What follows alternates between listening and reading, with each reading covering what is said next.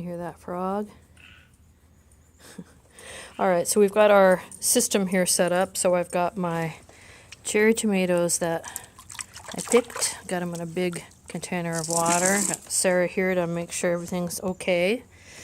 And I've got some cookie sheets. These are what I'm going to use in my oven to dehydrate on. And I have my pitcher. I always have my pitcher, don't I? And the reason I have my pitcher is because what we're going to do is we're going to take one of these.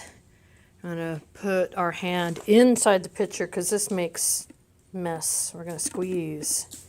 And it's going to get on the sides of the pitcher. If I tried to do this in a bowl, it'd be all over myself. Then I'm going to take that and put it down. And then I'm going to rinse and repeat over and over and over again. Now this would be a perfect place to gather these seeds and ferment them like we've done before, because these are a great cherry tomato. Obviously it likes growing in my yard, and yeah, so that's how we do it.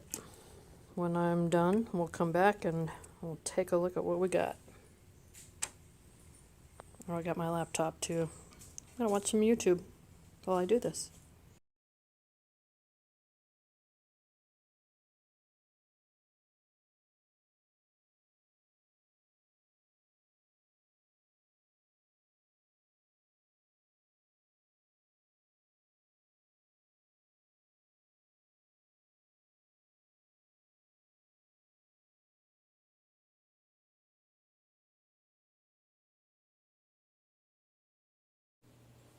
Alright, so I took out my Mr. Pepper food grinder here and ground up some of this, and I'm actually going to put it back on the sheet to dry a little more because it's still the tiniest bit wet, but look at that color.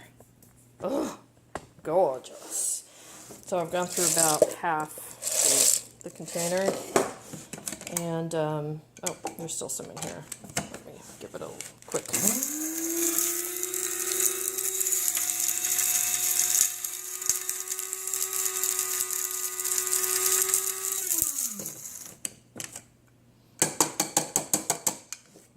So you can see it's still a little wet. Well, it's okay, it'll dry out really quick, and it's powdery in there, in the lid. So I'm going to go ahead and keep doing this and pop it in the oven with those others that are finishing up, and then we'll see how much we have.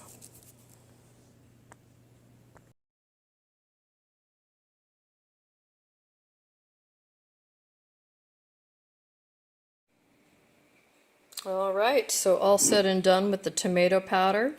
I put it into a container with a tight fitting lid, and I have a couple silica packets in there. It is still a little wet, so I think I'm going to pull it out and dry it again. It's been about a day or two, and it's, yeah, you see, yeah, I think I need to pull it out and dry it. From those two cookie sheets, I got about 200 mLs, which is about a cup. It took me, I don't know, like 14 hours to dry those in my oven. I did the math. I looked up how many wattages, watts, what we pay for electricity per watt. I figured out the oven. I have the guidebook still, and it came out to be, this is about $3.50 worth of power. A 10-pound can of this costs about $34 at Wally Mart. So, is it worth it? I could have put 4 sheets in my oven, so I could have doubled the production for the same amount of dollars. So I could have gotten 2 cups, I think, out of it for $3.50, and that's more in line with a break-even, I think.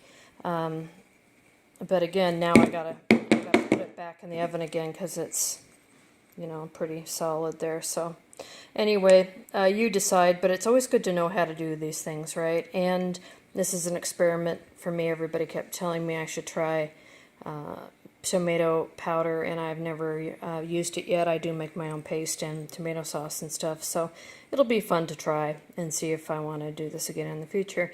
And if I got off my butt early enough, I could have used my solar dryer outside to dry the tomatoes. I've done that successfully before in the 100-degree weather, so if I really like it, that's what I'll do next year. So anyway, not a failure. I think it was very good. It was productive, taught me a lesson, and now I know what tomato powder is about. Thanks for watching. Let me know if you have any questions.